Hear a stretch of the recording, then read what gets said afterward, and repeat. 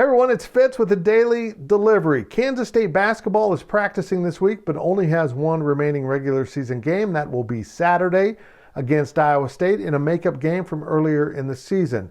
This week has been set aside by the Big 12 before the Big 12 tournament in Kansas City in a week for makeup games. And some teams have more games than they can make up. Some, like Baylor, are playing 3 games this week. Honestly, K-State Iowa State was their last concern. It doesn't impact the postseason anyway. Doesn't even impact the Big 12 seedings. Iowa State is winless and will be seeded 10th, and K-State, so far with 3 wins in conference play, will be seeded 9th. TCU is at 5 wins. They will be seeded 8th. That's all set in stone. So Kansas State, Iowa State does afford the program a chance to win more games this season in Big 12 play than it won last season.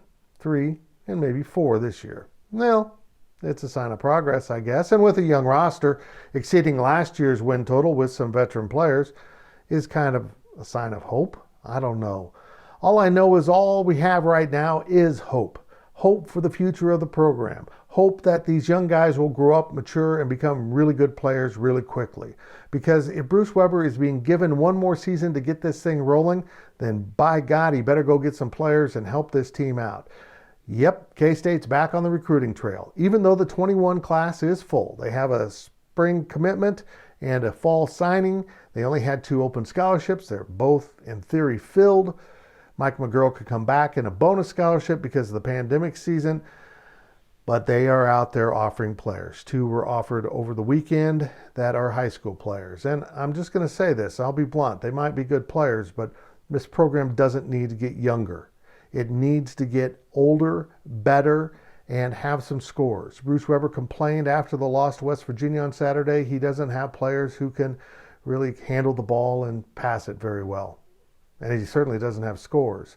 What the hell was the 2020 recruiting class doing? They signed 8 guys. You should have some guys that can maybe dribble, pass, and shoot. I don't know. Maybe that's just setting a bar way too high.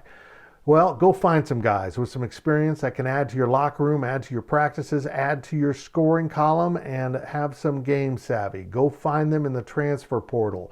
If you're back into high school recruiting, you will be talking those words once again next year, but we're young and building for the future. The question looms, who is leaving? If it's players that aren't seeing a lot of playing action, okay. It's happening all across college basketball, even though it's happened in the past with Bruce Weber. But if it's Nigel Pack or Davion Bradford, folks, we need to have a talk.